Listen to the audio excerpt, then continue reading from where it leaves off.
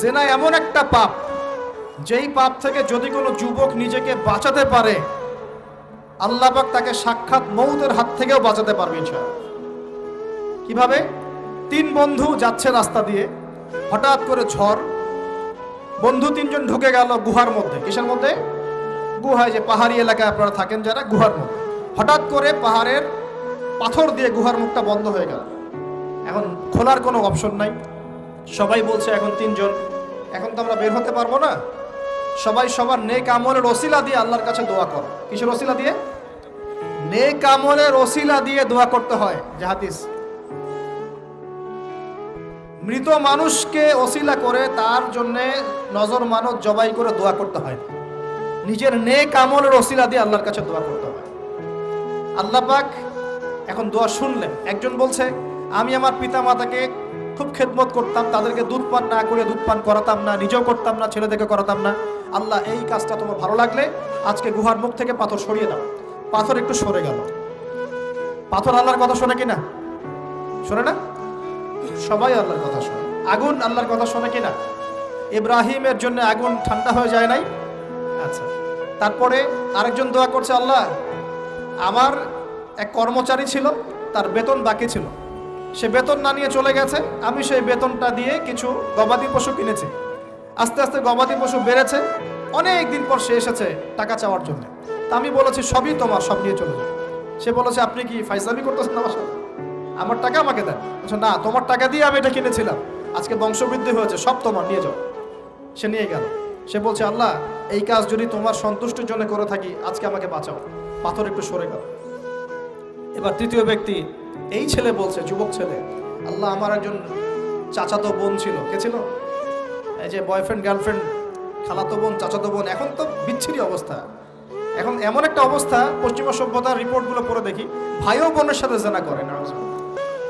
ওদের ওখানে নিজের আপন পিতার দ্বারাও মেয়ে সেক্সুয়াল হ্যারাসমেন্টের শিকার হয়।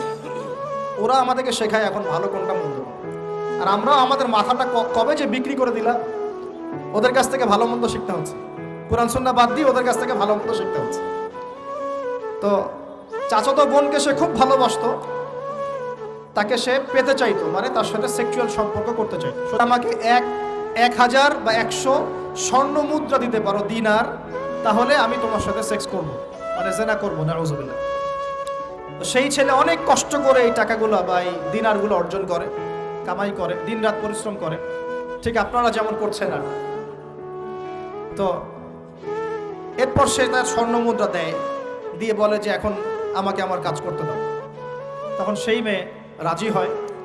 ঠিক যে মুহূর্তে তারা সেক্সুয়াল সম্পর্কটা করবে, ঠিক ওই মুহূর্তেই এই মেয়ে বলে ওঠে, হে আল্লাহর বান্দা, আল্লাহকে ভয় করো। আমি সারা জীবন আমার সতীত্বকে ধরে রেখেছি, কাউকে দেইনি। আমি কারোর সাথে এরকম অন্যায় করি নাই, আমি খারাপ মেয়ে নই, তুমি আমার ইজ্জতটা নষ্ট করো না। কে বলছে কথা? মেয়ে। ওই অবস্থা থেকে কি একটা ছেলের উঠে আসা সম্ভব? এটা কি এতটাই সহজ? এটা কিন্তু সহজ না। সত্যি কথা বলতে এই বিষয়টা কিন্তু এতটাও সহজ না। যারা অবিবাহিত তারা হয়তো বুঝতে পারবে না, বিবাহিতরা বুঝতে পারছে। তো ওই অবস্থা থেকে সেই টাকাগুলো না নিয়ে সেই স্বর্ণমুদ্রা মেয়েকে দিয়ে ওখান থেকে সেই ছেলে উঠে আসে আল্লাহর ভয়ে।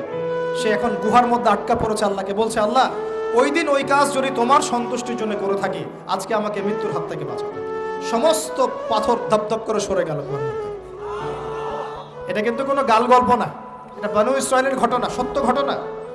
এই হাদিস থেকে আমি আপনাকে দলিল দিচ্ছি যে যদি জেনার মতো পাপ থেকে আমি সরে আসতে পারি, সাক্ষাৎ মৌত থেকে আল্লাহ বাঁচাতে পারে। প্রিয় ভাই, সেই যুবক আরো সে ছায়া ছায়া পাবে যে তার যৌবনকালটাকে আল্লাহর পথে কাটিয়েছে, এবং যাকে কোনো সুন্দরী মেয়ে জেনার জন্য আহ্বান করে, সে বলে আমি আল্লাহকে ভয় করি। আমরা তওবা করি, আমরা কোনো প্রকার জেনার পাপে যাব না ইনশাআল্লাহ।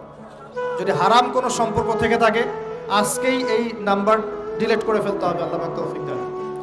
ডিলিট করার আগে আবার ফোন করে বলেন না যে আজকে থেকে আর কথা বলবো না, তাহলে এই কথা আর কোনোদিন শেষ হবে না। একবারই বন্ধ, ডিসকানেক্টেড। কার জন্য? আল্লাহর জন্য। এবং এটা করার পরে আল্লাহকে বলতে হবে, আল্লাহ, শুধু তোমার ভয়ে এবং তোমার সন্তুষ্টি পাওয়ার জন্য আমি জেনা থেকে বেরিয়ে আসলাম। আল্লাহ, তুমি আমাকে হেদায়েত দাও, ঈমান দাও, আমল দাও, এবং তোমার রাস্তায় আমাকে বেহিসাব রিজিক দাও, এবং নেককার কুমারী, নেককার, প্রেমময়ী, তাকওয়াবান, মুত্তাকি একজন স্ত্রী আল্লাহ তুমি আমাকে দান করো। ইনশাআল্লাহ আল্লাহ পাক আপনাকে দান করো। আল্লাহ পাক দান করো। আল্লাহ পাকের জমিন প্রশস্ত, আল্লাহর হাত প্রশস্ত। আল্লাহর হাতকে সংকীর্ণ মনে করবেন না, আল্লাহর জমিনকে সংকীর্ণ মনে করবেন না। আল্লাহ পাক যাকে ইচ্ছা বেহিসাব রিজিক দিতে পারে ইনশাআল্লাহ।